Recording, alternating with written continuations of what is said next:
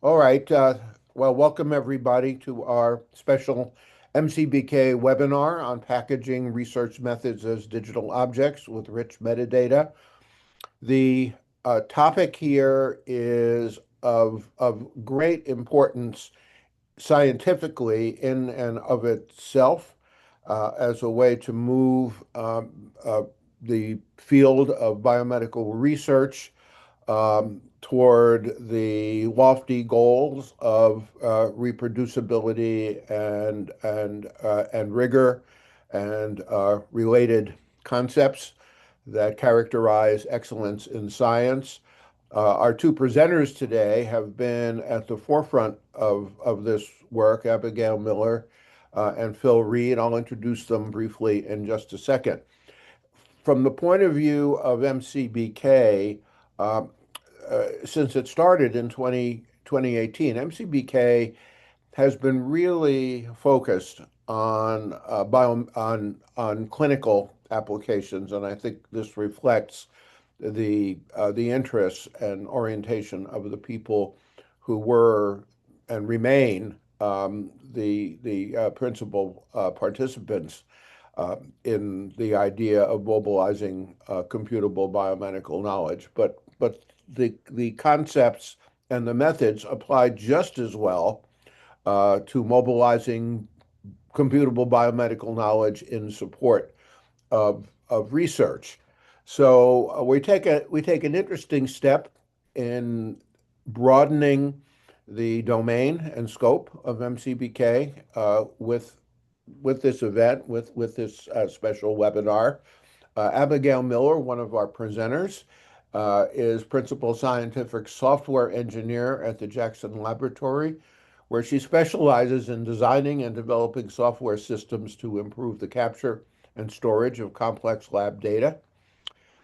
Phil Reed, our co-presenter, is a research community and training manager at the eScience Lab at the University of Manchester, which has been extremely prominent in this area. Phil works with European and global partners such as Elixir to further facilitate and encourage fair and reproducible research practices. So, Abigail and Phil, we're delighted to have you here today and very much look forward to your presentation. Thank you, Chuck. Are we ready to get started? We are. Okay, I'm going to share my screen. And the first thing I'll do is just, hi, everybody. The first thing I'm going to do is go over our agenda. Um, we are going to give a couple of presentations and do a tutorial. I'll start out by giving you an introduction to JSON LD, which is sort of the backbone format for RO-Crate. And then we'll do a presentation about RO-Crate, have you learn about it. And then we've got a tutorial where you will actually build an RO-Crate. And then Phil is going to walk you through a real world example of RO-Crate. And then we'll have some time at the end set aside for discussion. So I will start out. We're going to talk about JSON LD. This is going to be a quick introduction just to give you some familiarity with it before we start getting into the details of the structure of RO-Crate.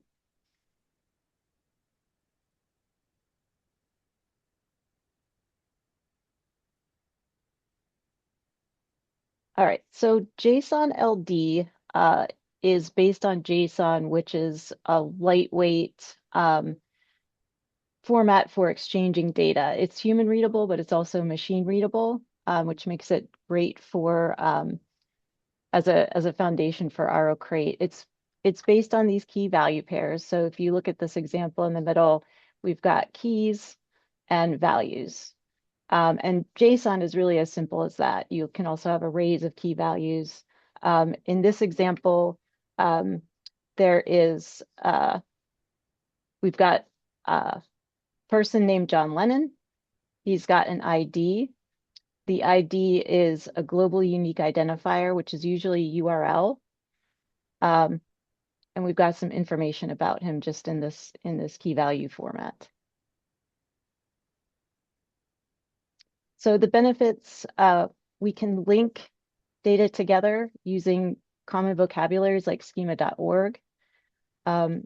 What's really important about JSON LD is that you can disambiguate terms. So if you see something like name, you really don't know anything about what that name is. And JSON LD allows us to associate that word with common vocabularies. And now you're not only giving information, you're giving semantic meaning about the information.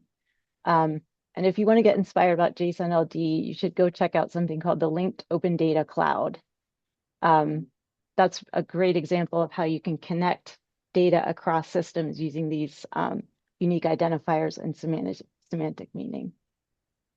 It also gives us a way to prepare our data for LLM integration. An LLM would have a really hard time going into a database or an Excel file and interpreting any meaning from that. But if we put this JSON LD structure on top of it, now we're giving the LLMs the ability to infer meaning out of your data.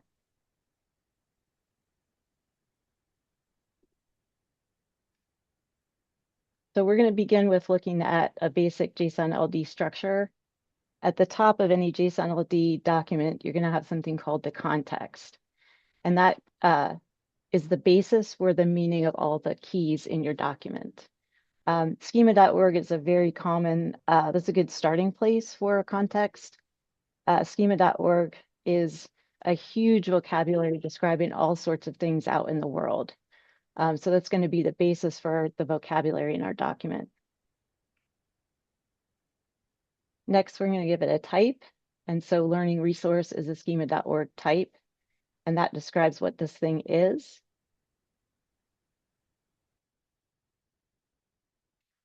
Next, we're going to provide some metadata. We have additional key value pairs here. We're giving it a name, a version, a license.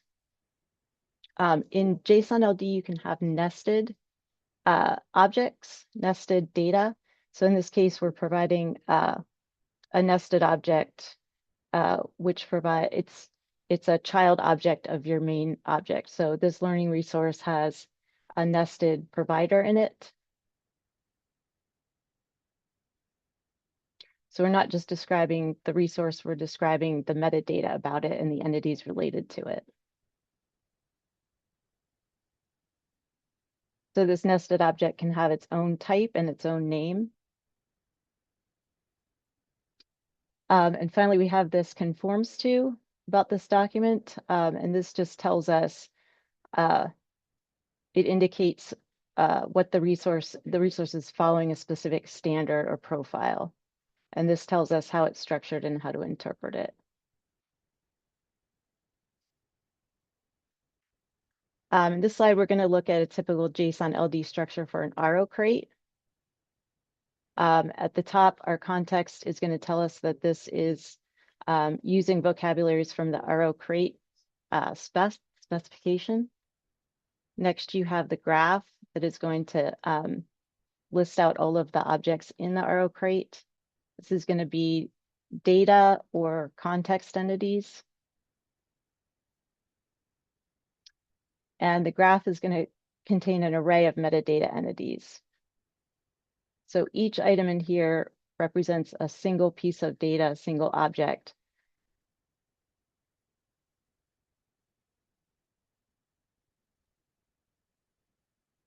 The first object in here is the RO crate metadata file itself.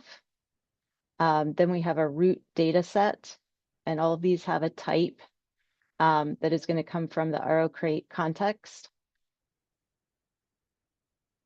It's going to have parts, and these parts are going to be data files.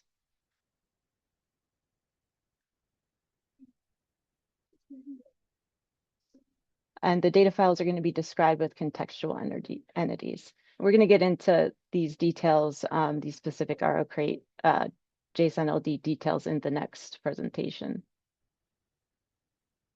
One important distinction about RO crate specific JSON LD is that we don't nest objects in an RO crate.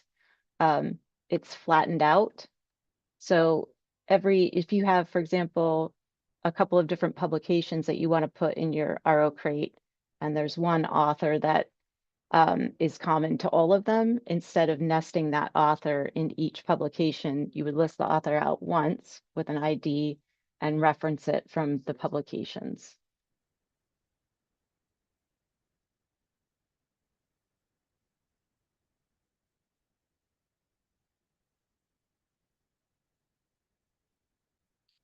So I'm going to show you an example of sort of unrolling that entity within the graph. Here we've got an author property of this file, which is an image. We're going to reference the author by an ID. And then later in the document, we are going to flesh out what that thing is.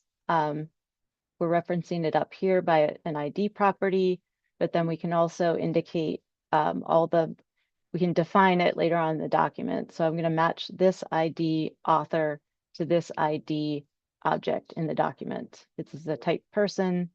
This person has an affiliation property, and we can further sort of roll out that affiliation as an ROR institution. And so this is how we get the flat JSON LD. We don't have this person repeated multiple times.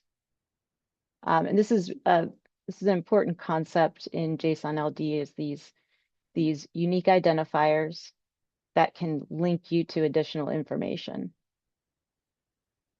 That's sort of the basis of linked data.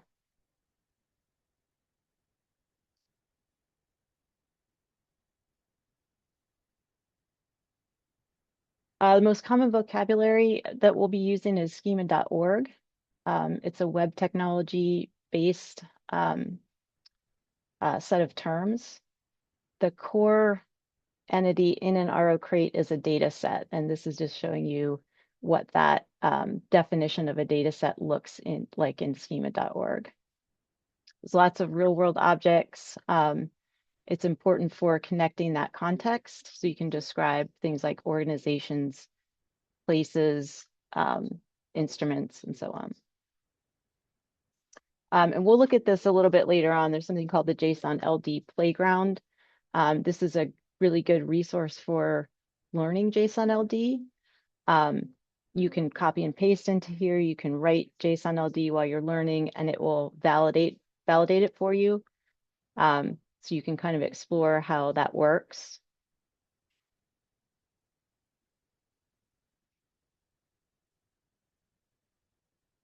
Another cool thing you can do in the JSON LD Playground is visualize your JSON LD. So it will show you a graphical representation of the JSON, and you can sort of expand out each property.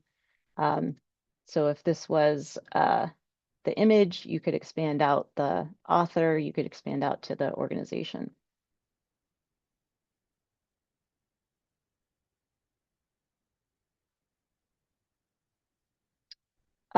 This is another real world example of how we can use JSON LD. On the left side, we can see a snippet of JSON LD. We're including metadata like the name and the version. On the right side, you can see that the validator has parsed out all of these properties. And you can tell if your JSON LD is valid.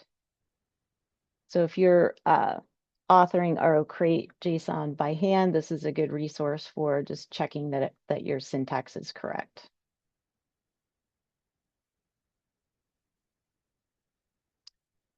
All right, the next thing we're going to do is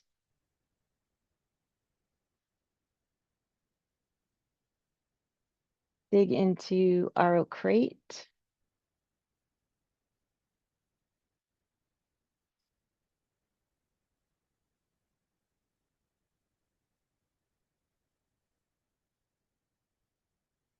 So a little bit of background, as science started producing more and more and greater amounts of digital data, there's a need to package it all up together into sort of virtual package. So preceding RO crate was this effort called Research Object. And this was a way to include, to package up files, references to files, lab notebooks, images, things that are related together to package them up together with their metadata.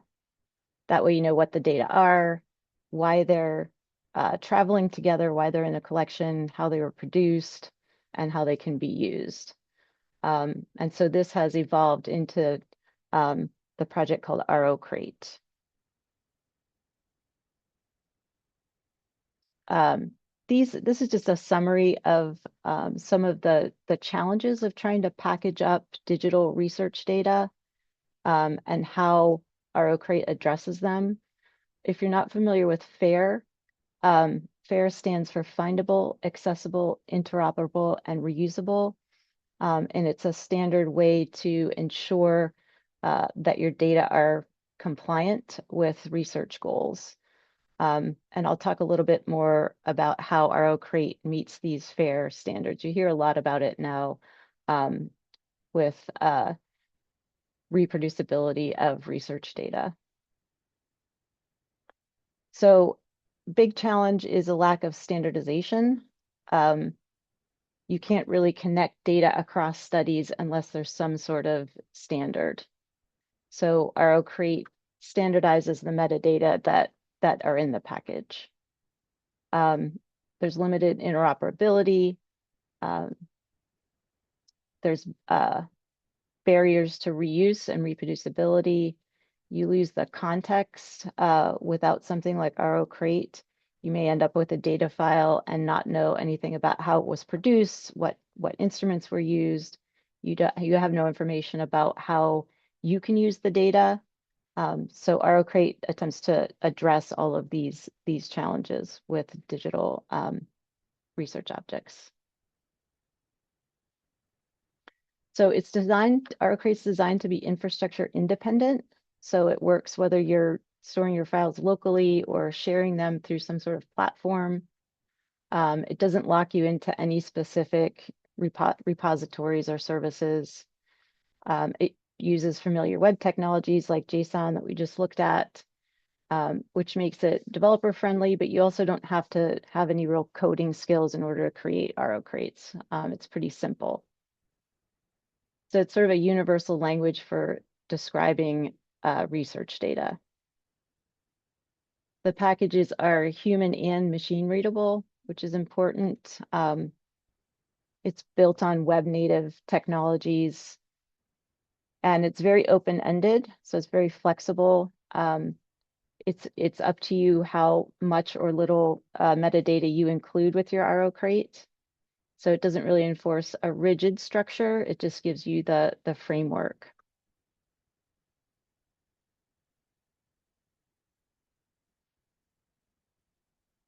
So these are some of the benefits of RO-Crate within the context of a software ecosystem. You can share data across tools and services in a seamless way. One of the things that we really like about RO-Crate is the data always travel with their metadata. So nobody ever just gets a file.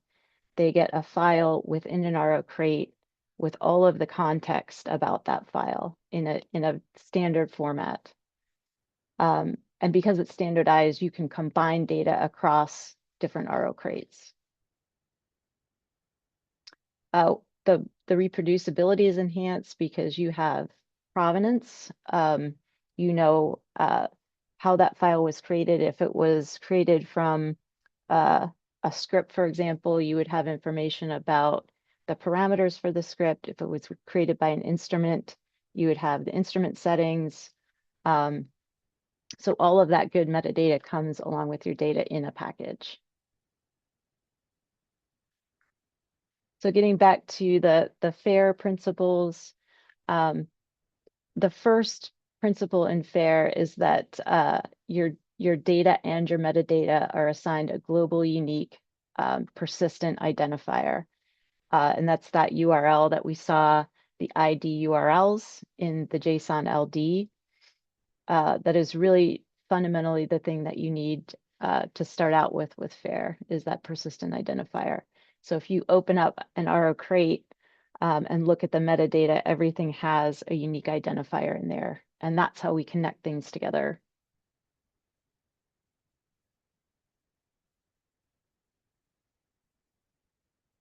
Another important aspect of FAIR is making sure that your data consumers know how they can use the data and that there's attribution for who produced the data. Um, it should be very clear to you when you get a data package what you're allowed to do with it. And so that's something you get with an RO crate as well. And it's important to have community standards, which RO crate is. Just some terminology here. We looked over JSON LD, know what that is. RO crate's structured packaging format. Schema.org is the basis for adding semantic meaning to your metadata. The RO crate metadata.json is a special file. It's a JSON LD file that is going to be in every RO crate. And that is the textual description of everything that's in your crate in JSON LD format. Every RO crate is going to have one of these files. And if you open up a zip file or a folder and there's an RO crate metadata.json file in there, that makes it an RO crate. Profiles are a defined set of expectations for a crate. So you might have special versions of RO crates that require specific metadata. So you can create a profile that describes exactly what that type of RO crate is expected to have. And you can do things like validate your metadata if you have a profile.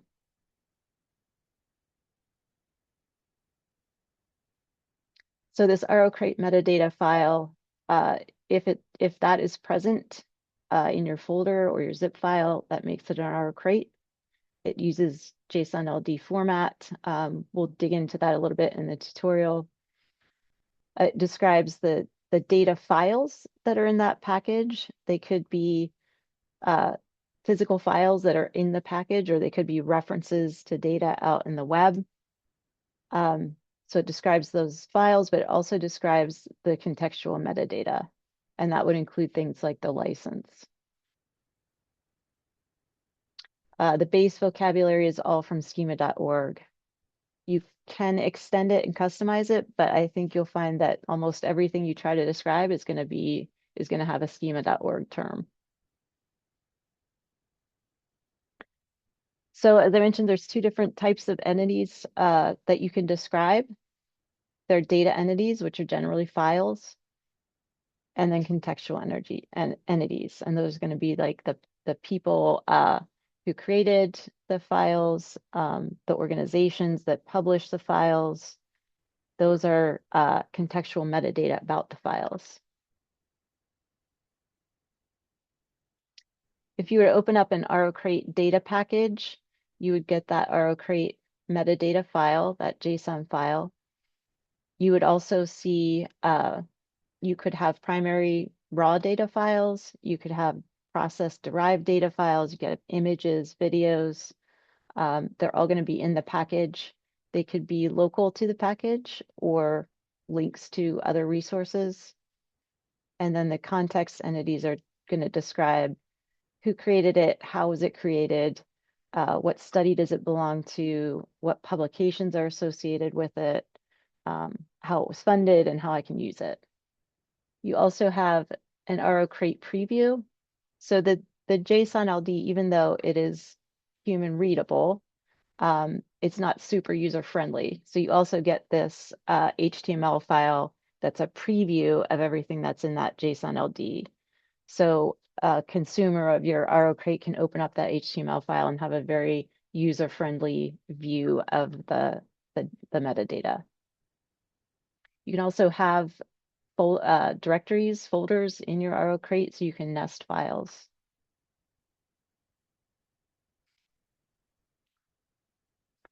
This is an example of an HTML preview. So this is a very nicely formatted version of the JSON LD. It has the same information, it's just a little bit more human readable. And there are tools, you don't have to create this by hand. There are tools that will generate these for you. There are several different ways that you can create an RO crate. You can write the metadata file by hand with just a text editor. That's not generally how if you want to start incorporating the generation of RO-Crate into your processes, you probably don't want to do that long term, but it's a great way as you're getting familiar with and learning RO-Crate, it's a really nice way to get familiar with the structure of that JSON file. So that's a good first step is to manually generate those. Then you'll probably move on to using a library. One of the great things about the RO-Crate community is that there's a lot of tooling around generating and reading RO-Crates. There's a well-maintained Python library that you can use to programmatically generate crates. That's a nice way to incorporate crate generation into your research workflow. And then there's also web-based tools. So here's a couple of examples. These are very easy to use data packaging tools that you can just use a web browser and add files and have like a visual interaction with the RO-Crate metadata, and those will generate the JSON metadata file for you.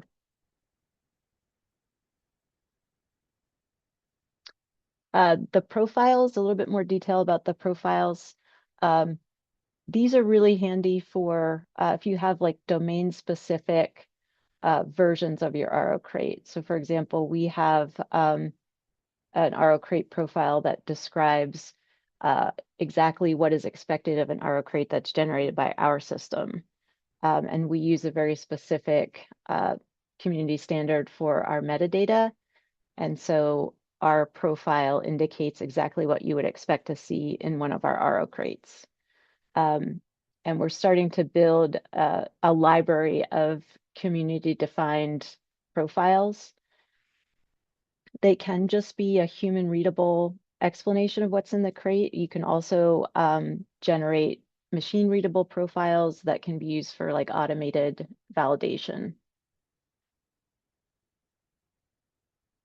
There's some examples on the RO-Crate website of profiles. The RO-Crate website itself is a really great resource for learning. I would highly recommend going out and looking it over. It's a good source of guidance on how to structure and use RO-Crate for your own use cases. It's very easy to navigate and well organized. I spent a lot of time on the RO-Crate website when I was getting started, and I found it to be very useful. There's also a very active, engaged community around RO-Crate. It's growing. It has a diverse set of developers, researchers, data consumers, data stewards, all contributing. It's open source, and you can find a lot of really good discussions about best practices. You can read about all the tools that you can use to interact with and generate RO-Crates. And you can get involved. There's a Slack channel. There are monthly community meetings.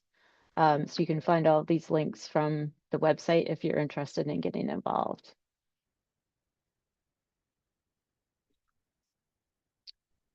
One of the cool things about the RO-Crate community is that there is a really diverse set of use cases. There's people obviously in research and science, but there's also humanities, environmental sciences, cultural heritage. The Language Data Commons of Australia, this group is very active in the RO-Crate community, and I always enjoy looking at their use cases because they're very different from ours, which are scientific research based. But I love how, the same framework can be applied to such a diverse set of domains.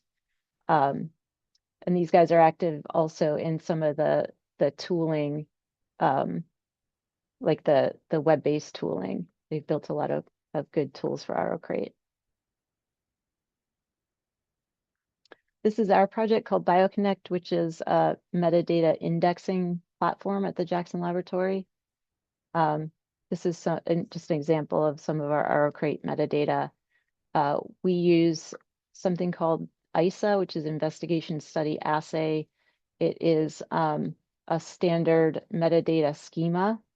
And because our crate is so flexible, we've been able to incorporate that specific metadata schema into our RO crates.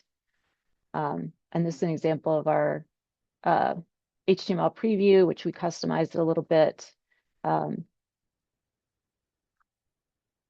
You don't have to customize, but just based on the specific nature of our RO crates, we extended the preview a bit. And these are just some examples of the whole ecosystem of RO Crate. There are some really good use cases that you can read about if you go to the website. You can explore different ways that people are integrating RO Crates into their workflows. All right, that is the end of the slides.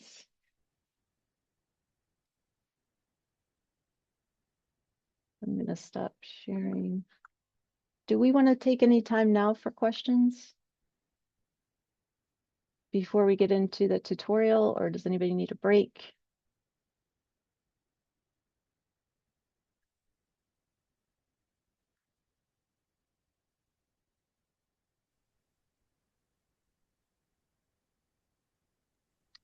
All right, I'm going to. There Looks is like a there's a hand hand. raised. Oh, sorry. I'm really bad about missing raised hands. Apologies. Go ahead, Do you want to go Alan. ahead, Alan? Thank you, Abigail. No worries. I also miss those icons all the time. Uh, Abigail, thank you for the presentation. Can you talk a little bit about how you would represent the relationships between files? Say, for example, if a data set was broken down into three different files, but all three of them represented the data set, how would you indicate that? Or other potential relationships between files? So each RO crate is going to have a root data entity, and you can think of that as like a folder. And it's going to have uh, a property called has part, which indicates all of the files that are part of that data set. And I'll show you when we go through the tutorial, you'll actually see in practice how the files are related to each other. Great, thank you. We also, in our RO crates, we also have a mechanism of joining files by study. So our data are very study based. So we have a property of a data file that maps it to a study. Did that answer your question? Yeah, I know we'll get into it more. I'm just wondering if if the relationships between files, if you have a schema for that that defines what all those relationships can be, like depends on this file extends this other file. This file is uh, whatever other relationships you can think of that might exist between, research data files. Just wondering if you have a way of encoding that. So there's a property called conforms to. If you have actually I'll show you one of the ways when we get into the tutorial. You can indicate the format of the file, the encoding format. So you can indicate whether or not it's a CSV. But you can also some of that you can describe with the profile. There's a conforms to property. So there are a couple different ways you can do that depending on your needs. Stian has his hand Thank raised you. as well. Your Hello, response. yes. Hello, good to see you. I just want to add that what is often happening is that, sorry, airplane, is that we will add an intermediate contextual entity, for instance, if there is a common event that created two files or combined two files, you would have an action contextual entity that relates to two files. So it's not necessarily only a property. There could be more complex graph of relationships as well, but we try to make it as simple as possible. Thank you for that. Appreciate it. Thank you, Cian. Could I jump in with a question? Yes. I didn't raise my hand. I'm sorry. I wouldn't have seen it anyway. Oh, hi, Stian. Nice to see you. Just sort of a big picture question in a lab that might be doing many different things and experiments and different subgroups. How do you decide what goes in one crate as opposed to another? What's the criterion for cratability of a body of research? That is a really good question, and it's probably going to be fairly domain specific. Um, in my world, everything is study based. So you have a study, which is generally the basis for a publication. And so it's easy for us because everything's study based. You have a study based crate that contains all of the provenance for the files themselves, um, any workflows, licenses, that type of thing. But I would imagine that that's going to vary depending on your domain. But it's a very good question. It's one of the things to consider when you look to adopting our crate is what are the boundaries of our crates? There are tools to join and split crates as well when necessary. Yeah, thanks, Phil. That was going to be my next question. What if you get it wrong in the initial formulation of a crate? So those tools would allow you to fix that, I imagine. There was a question in the chat, Zhaojing. Do you want to ask your question or should I read it?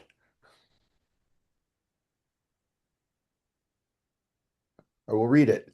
Is it necessary to use any reference terminologies for metadata, or is it assumed that there is no ambiguity for metadata? You absolutely want to use reference terminologies. So for most use cases, schema.org will be your reference terminologies. You can also extend your context to use ontology annotations. For us, every piece of data and metadata in that RO crate is annotated with an ontology annotation.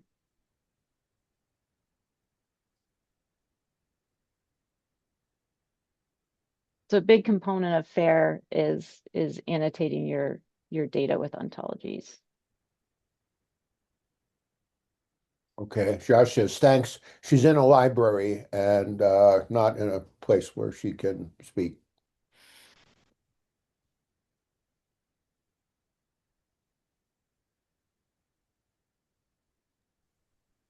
All right, I don't see any Oh, other you have questions. another question in the chat that Oh, appeared. Did you catch it? what is the AeroCrate approach for fluent data sets that are exported on demand? So this is a fairly common question, and I might want Stian's input as well. From my experience, we do actually generate data sets on the fly. It's a user initiated process, so you could generate an RO crate mid study, for example. We don't update those. You would, as the study generates more data, you would create new RO crates. But I know there are use cases for data sets that are or RO crates that are updated to include new data sets as they come along. If I understood the question correctly. I think this relates to also being somewhat dynamic, right? Sorry, is that right from the As question? well with Workflow Hub, for example, you would generate it generates the RO crate version on demand. It's not stored in the Workflow Hub. So do you want to jump in? Oh, hello. Yeah, the question was related. I think maybe this would be part of the ETL extraction pipeline to generate these RO crates in the same time point where the data set is created, or so you would not do any manual thing. And then it's like Brian exports a file bundle and implements a metadata resource item that just would be like a zip file with a manifest contained, or is this right? That would be one way to do it. Sorry, I have to let in my daughter.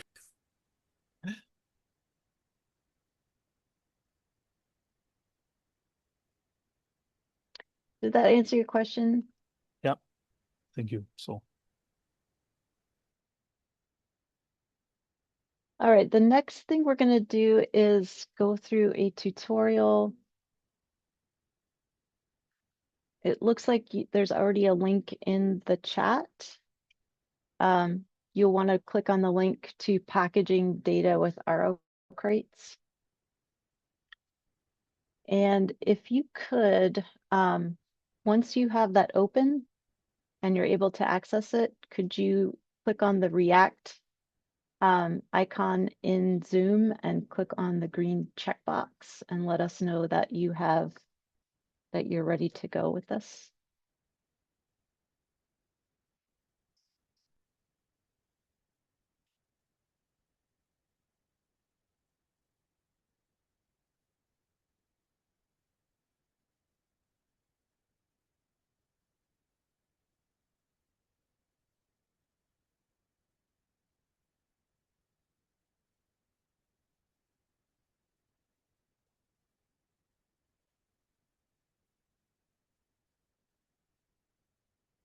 I will share my screen.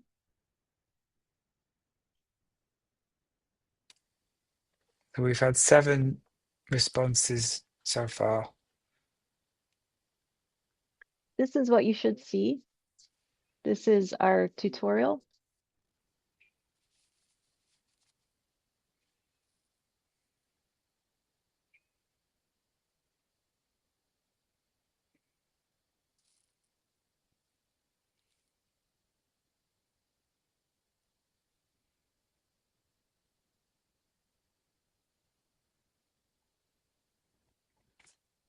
All right, it looks like most people have checked. To go through this tutorial, you are going to want either an IDE, if there are people that use like Visual Studio Code, you can open that up and use it, but you can also just use a text editor. We are going to be generating an RO crate by hand, so you need some sort of text editor. If you have Visual Studio Code, it might be better because it does do syntax checking and highlighting.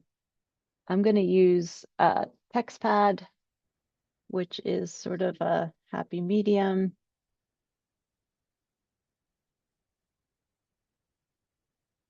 So if you've got the tutorial open and you've got a text editor open, we are ready to get started.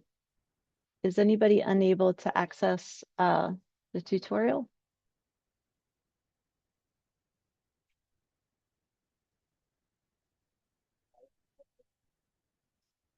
All right, we'll go ahead and get started. In this tutorial, we're going to take you through creating an RO crate from scratch. We're going to have one data file. We'll give you the contents of the data file, and you're going to save that to a folder, and we're going to build an RO crate around it. So the first thing we're going to do is just create a folder called crate1. So somewhere in your file system, you're gonna create a folder called crate1.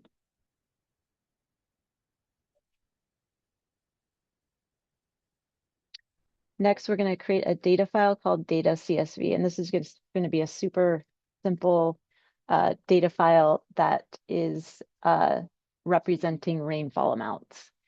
What you can do is just take this text right here and copy and paste it into a text editor.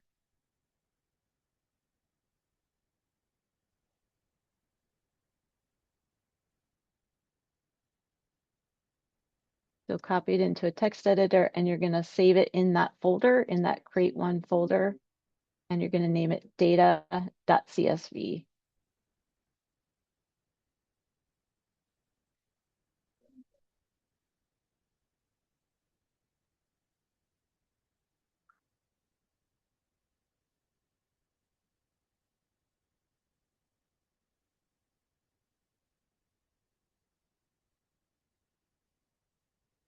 So at this point, you should have a folder called crate1 and a data file called data CSV that has the contents here.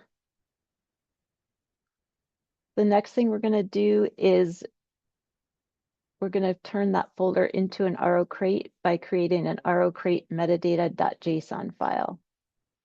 So you're going to create a new file in your text editor,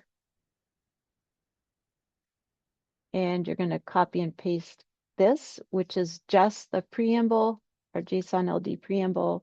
It's going to have the context that points to the RO crate spec and an empty graph. So I'm going to copy that,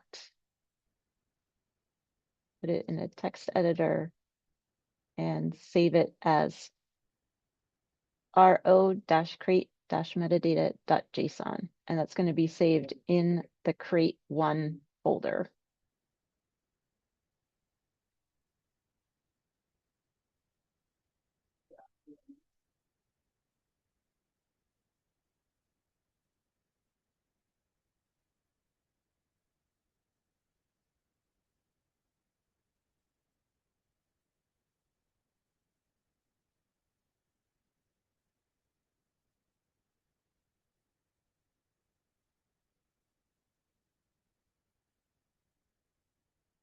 All right, so at this point, you should have a crate1 with a data.csv, which is your data file, and an ro crate metadata JSON file.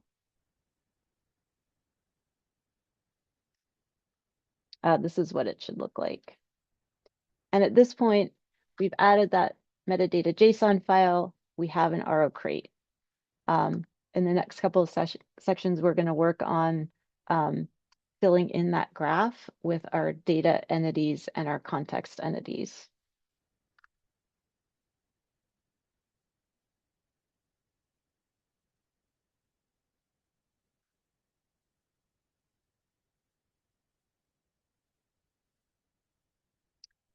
The root folder, our crate1 folder, is going to have an entry in the graph. All ro crate metadata JSON files are going to have an entry in the graph for this root data object, and it's always going to be a data set. Its type is going to be data set.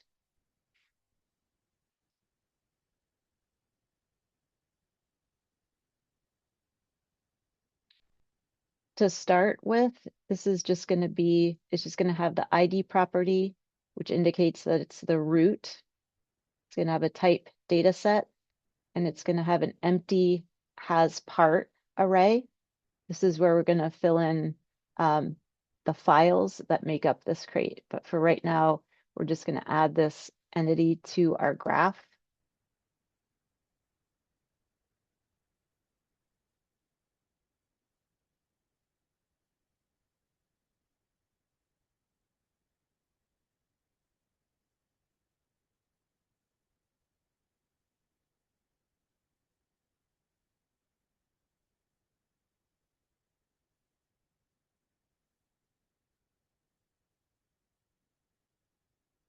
Give me just a second. I'm going to show you what that looks like.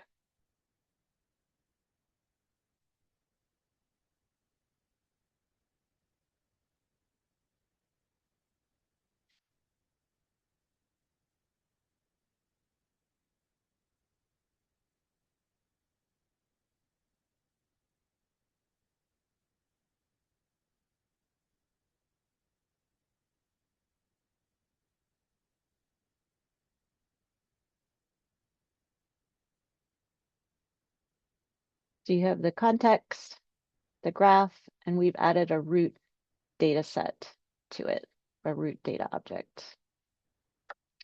Normally, that ID of the root object is just going to indicate that it's the root path. Everything under this is going to be part of that root path. So you can do things like you can add a license property to that root data set, and it's going to apply to everything in the RO crate.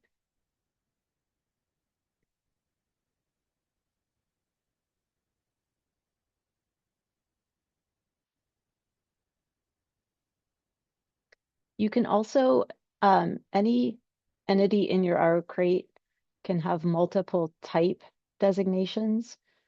So we're gonna actually add a second type to this just as a demonstration. The second type is going to be learning resource. So any object in your graph can have multiple types.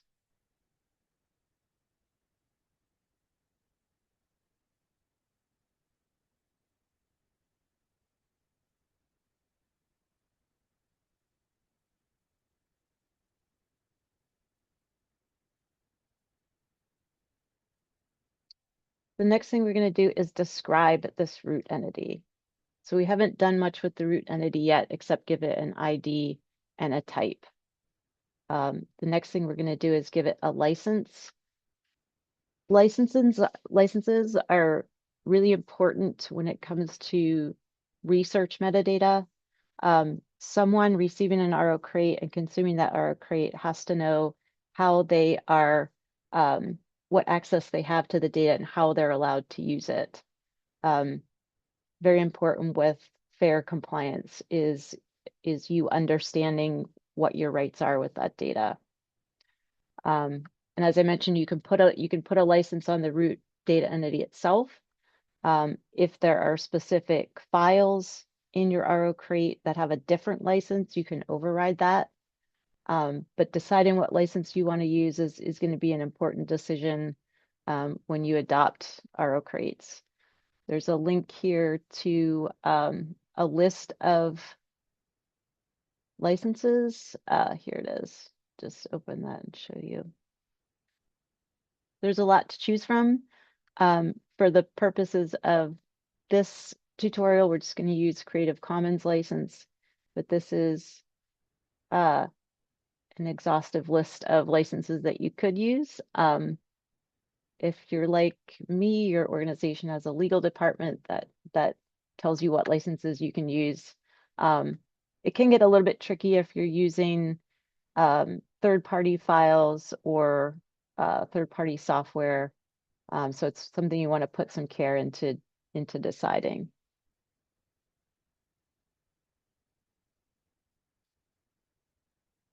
All right, so this is what our root data entity should now look like.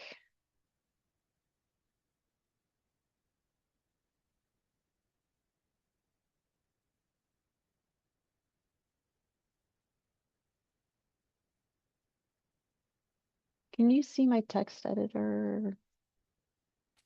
It's a bit on the small side. Yeah, I'm trying to zoom in on it.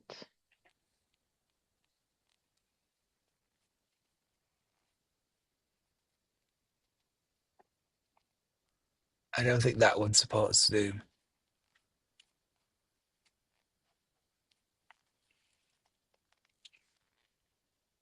But you could zoom slightly on the instructions. Yeah, I'm gonna increase my font size. There we go. Okay. Wonderful.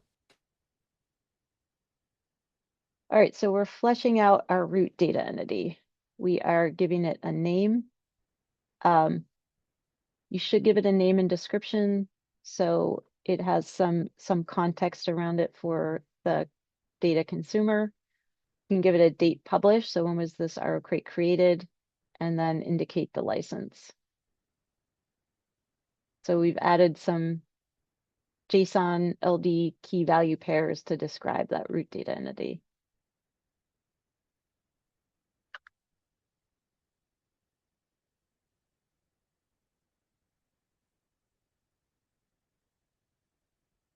Now, you do need an entry in the JSON LD graph for the metadata file itself. So we're going to add an entry for the RO crate metadata.json. This will just be a self-describing entity within the metadata. So I'm going to grab this and add it to the graph.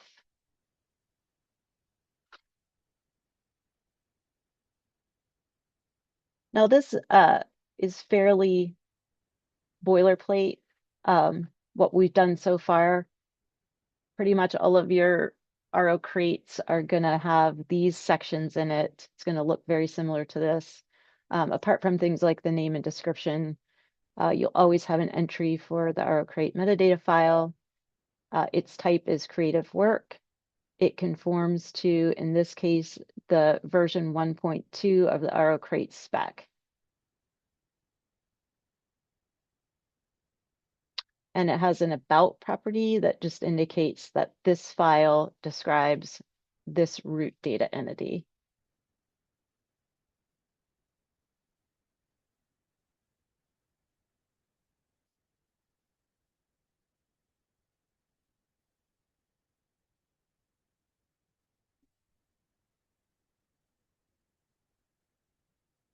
The current version of the RO-Crate spec is 1.2. If you go out to the website and want to explore a little bit more, there's the full spec for that version of RO-Crate.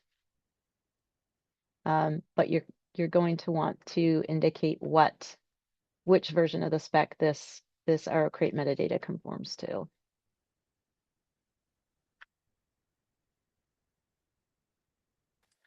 Just to look at the clock, Abigail, we've got about, from the original timing, we had about 5 minutes left for this section, but I'm happy to give up some of the time from the discussion after if you want to carry on longer.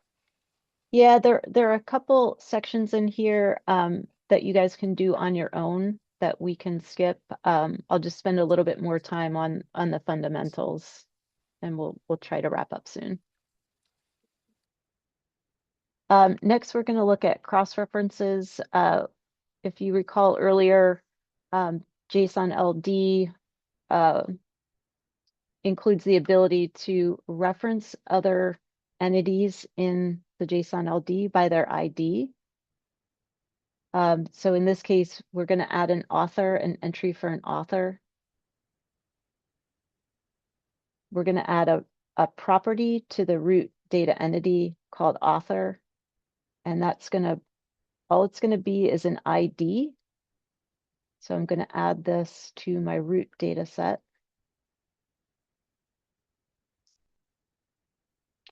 And so when you see this in JSON LD, you can expect that somewhere else in the graph, you're going to find an entity with this ID that's going to describe that entity.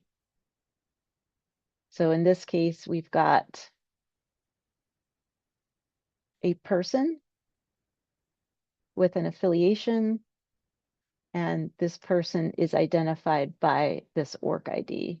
So I can add a separate entity in the graph for that person, and he's listed once in the graph, and now I can reference that entity, that person, from anywhere else in the graph using this ID.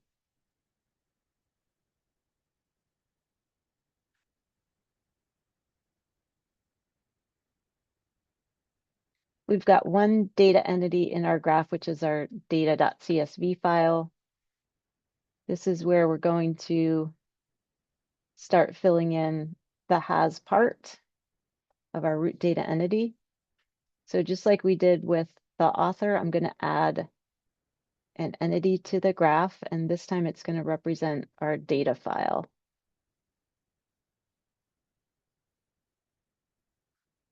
I'll add the file in, and now that I've got an entry for it,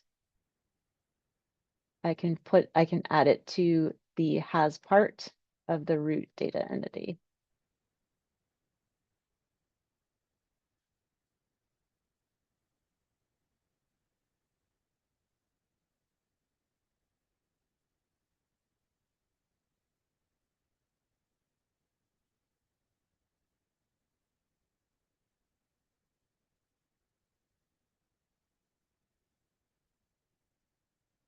Here's my file.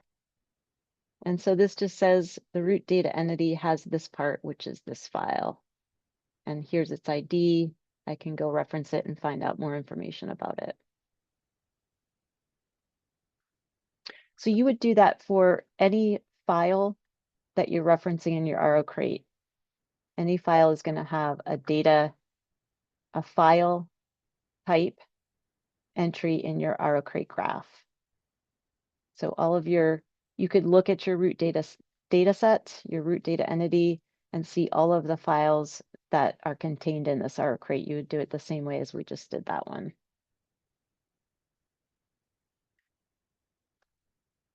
And then your contextual entities are going to be, these are really important. These are the metadata that travel along with your file and describe things like under what conditions was it created, who created it, when was it created, what was used to create it.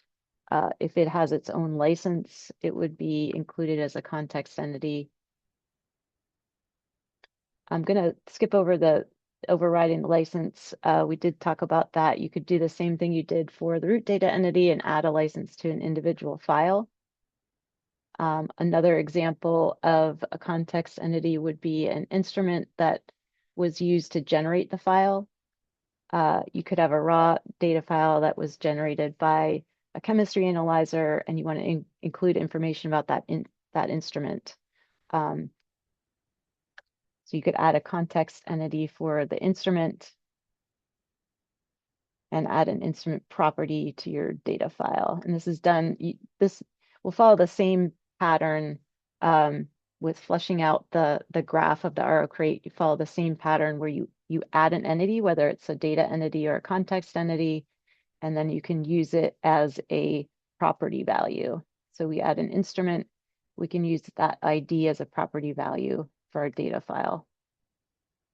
And that could be a piece of software that was used to generate a derived file. Anything that's important about tracking the provenance of your data files, you want to include in there as a context entity.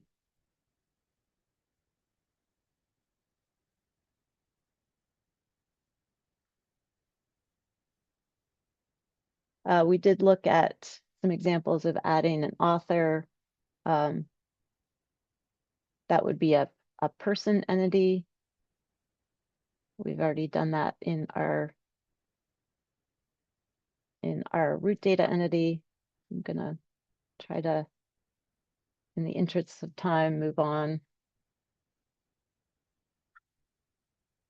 We mentioned the JSON LD playground earlier.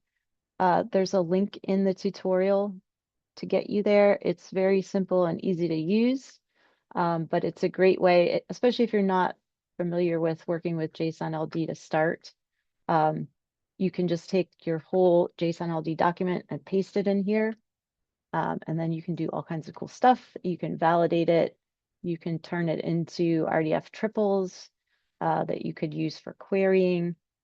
I'm going to paste our JSON LD in here. And it's already showing me that I have a syntax error. So my JSON LD is not valid. It is missing, it's missing a comma. So I need to put a comma right there. And then I have more issues. I'm not sure how many issues I have here, but this is a really good tool. It's just a free, easy to use tool to work with JSON LD. To start out, you can validate, but you can also visualize. Let me grab a valid metadata document.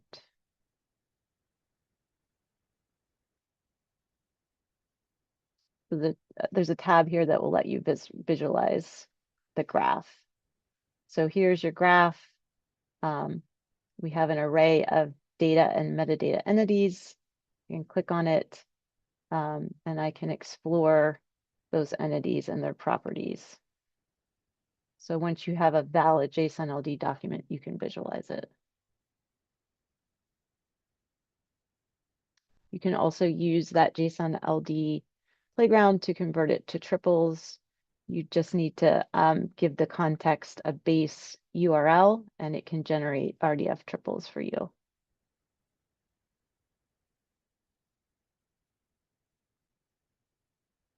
This is an example of the HTML preview.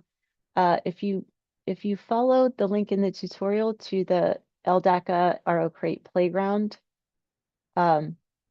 this is a good learning resource because there are example crates in here.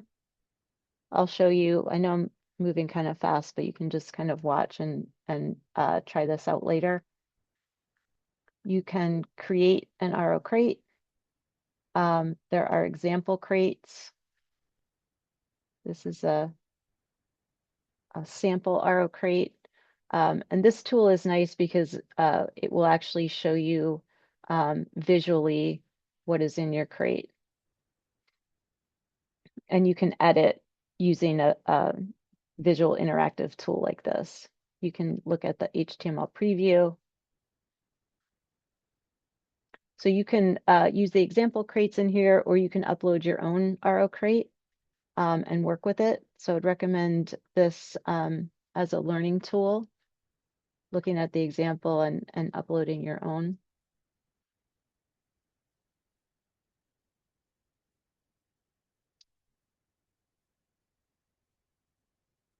So I think I'm going to wrap up the tutorial. I would recommend going through some of these sections in more detail to learn. There's a good set of common issues and how to resolve them in the tutorial. Ask me how I know. I've done all of these. And then there's more information about validation tools. So I'm going to stop so we can turn things over to Phil. Thank you very much, Abigail. Yes, and there was a little bit of chat going on as well about using ChatGPT as a supplementary way to practice the tutorial, like either instead of with the danger of replacing learning, but perhaps it can use to supplement or augment in some way. Do you want to say, Alan? So your mic coming on. Yeah, just very briefly, having worked on tutorials, this is a beautiful tutorial. Thank you, Abigail, for walking through it. It's super well organized. When you reach such a high quality state of a tutorial, now we have new tools around us that can process that information and do interesting things with it. So I tasked ChatGPT 5.3 to go through the tutorial and produce its intended outputs. And it did that, and then I tasked it with creating visualizations of those outputs, and it did that. So um, it wouldn't supplant the tutorial. The tutorial is vital and necessary, but it's just an interesting, different way to interact with it. I think feeding an RO crate into ChatGPT is a great justification for generating it to begin with, because you could take those same files and throw them into ChatGPT and it would not be able to determine much from it. But if you feed it an RO crate, it knows exactly what's in there and what to do with it. It knows the semantic meaning of all the data in there. So yeah, thank you. That was helpful to know. And Stian?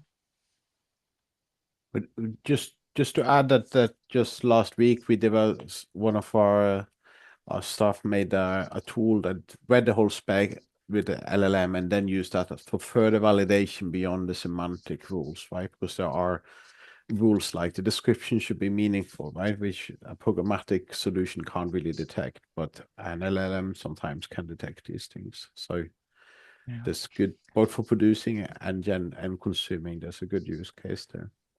And of course, it doesn't replace us Visualization writing. also works very well using both Claude and Copilot. And of course, it doesn't replace us the need of creating the tutorials in the first place, because that's what ChatGPT learns from. Right. Okay. So I will take up the next section. Let's see. I'll get my screen sharing.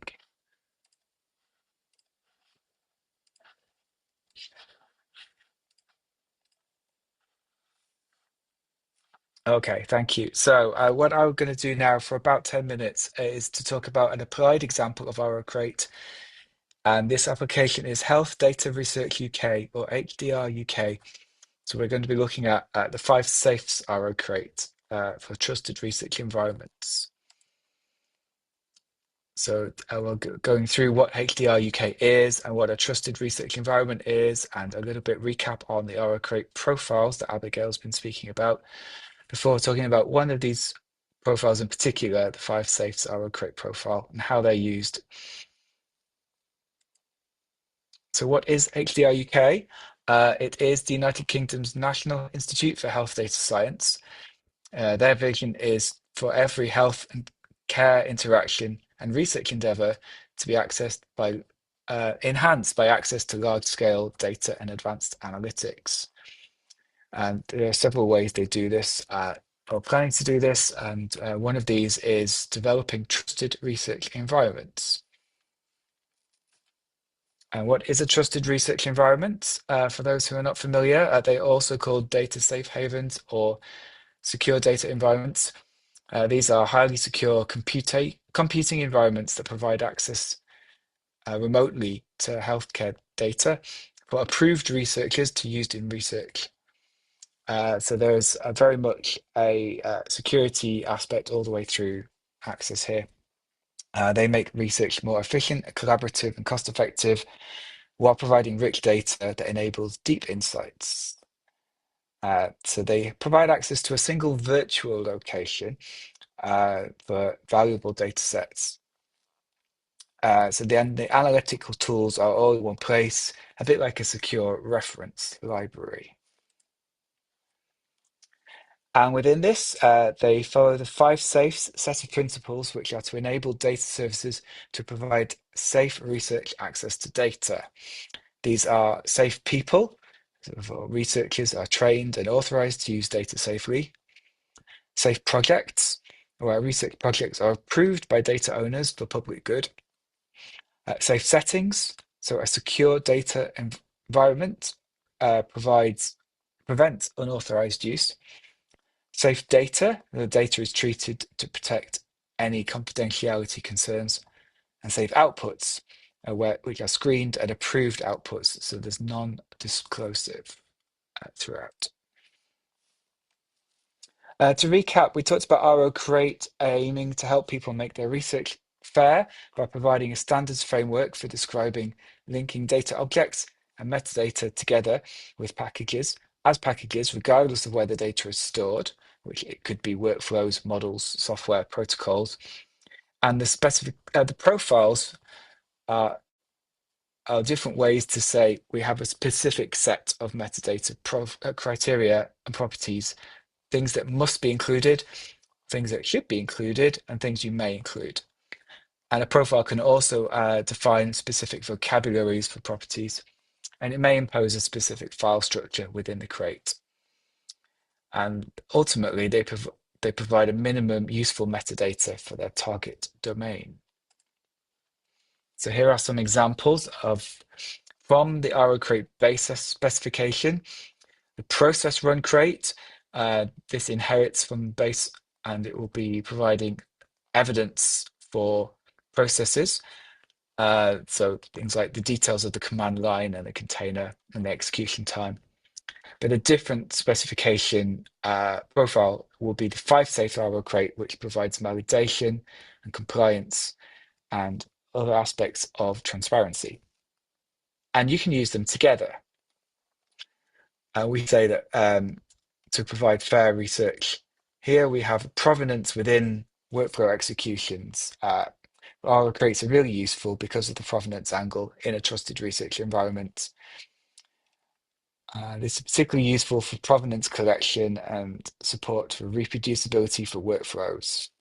The properties on the right of the chart here show the inheritance of the profiles. Each subprofile will add or modify properties such as provenance. And 5 Safes RO Crate specification is a specialized profile to streamline the flow of information between TREs and between clients and TREs, standardizing the metadata they collect and carry. The metadata supports the 5 Safes, as I mentioned a few slides ago. Yes.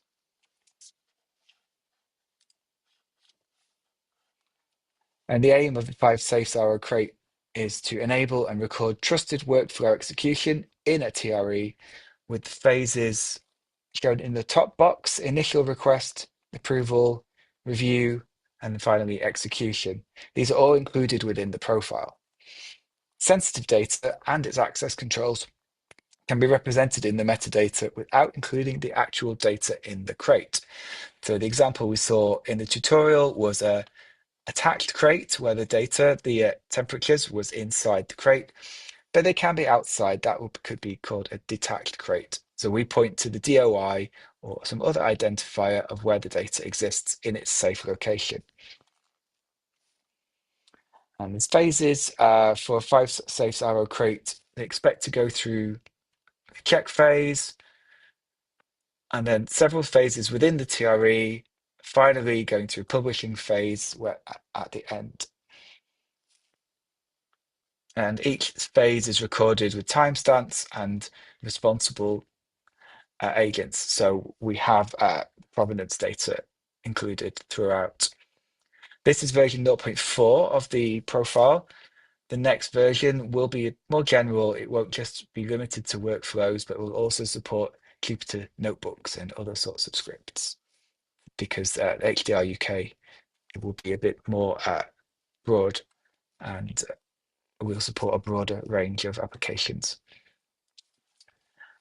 So a little bit towards the end now, we're talking about the HDR Gateway, which is one part of the HDR UK, one of the things they offer. And this is a central access point for distributed health, which is in development. It aims to be a central access point for what it currently actually has 45,000 users per year and over 1,200 data sets. So imagine with that amount of data and that many users, it would need to have its own metadata schema, and this will support mapping to and from our crate.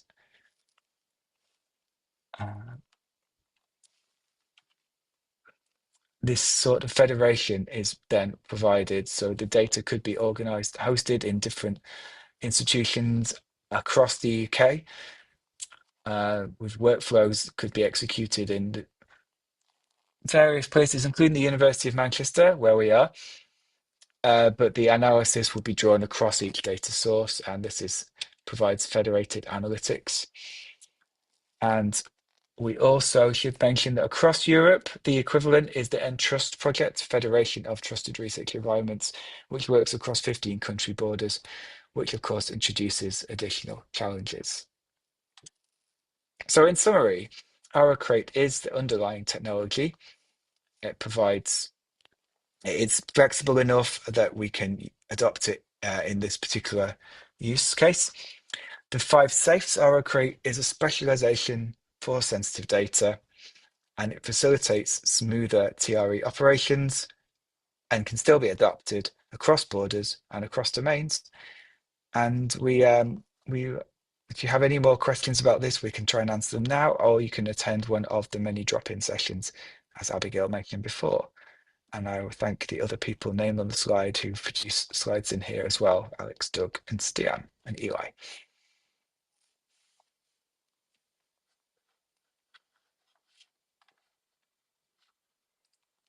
Oops. So I was wondering if we have any questions there. I also have a set of questions for you, which might be interesting for me to see what your experiences are and your ideas are relating to applications of our crate. So unless somebody else asks me a question first, I will ask you, should we be looking at generative AI with tracking research objects and outputs? And how would you facilitate that? Not just tutorials, but the actual research.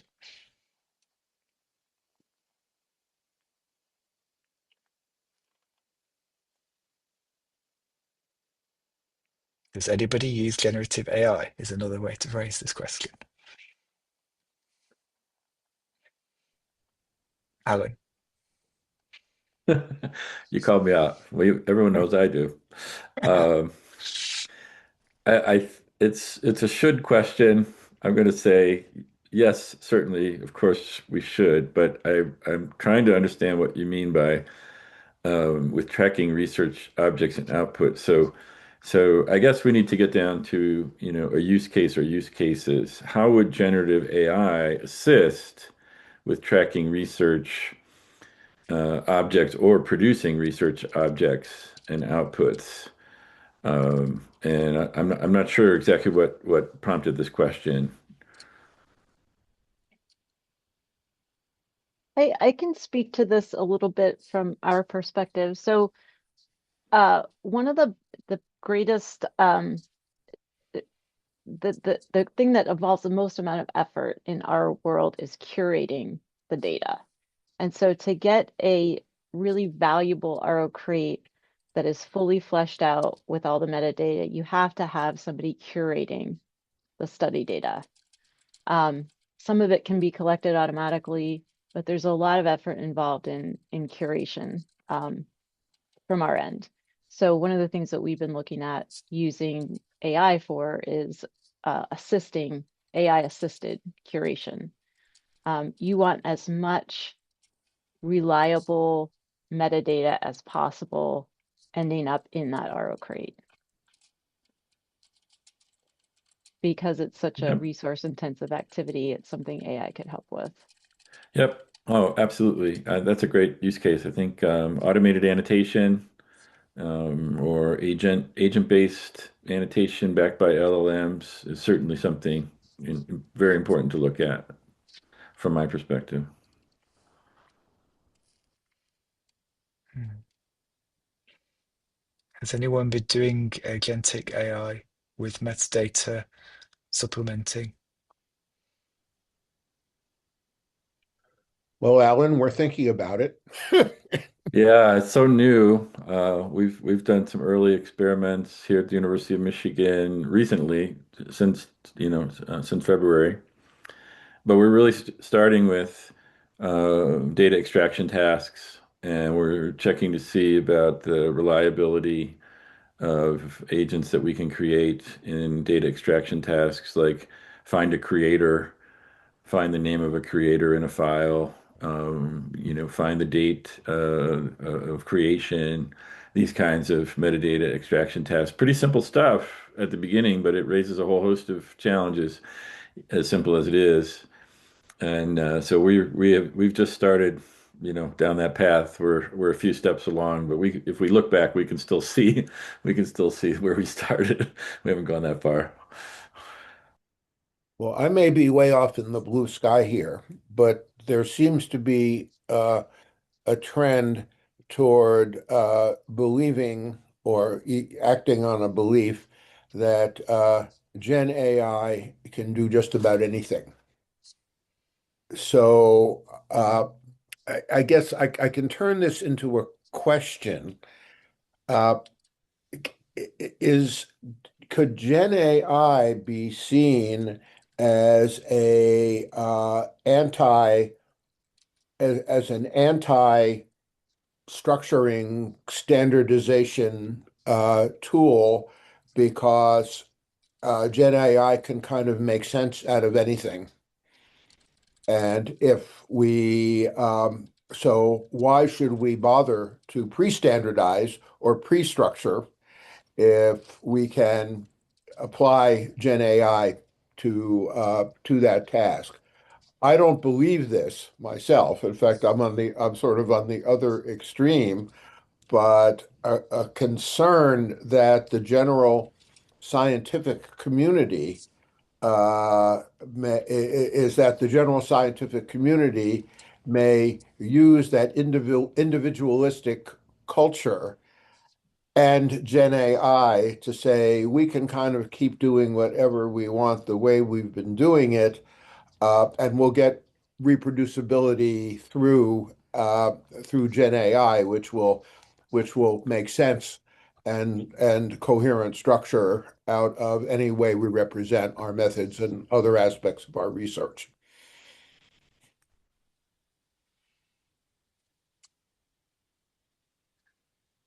Yes.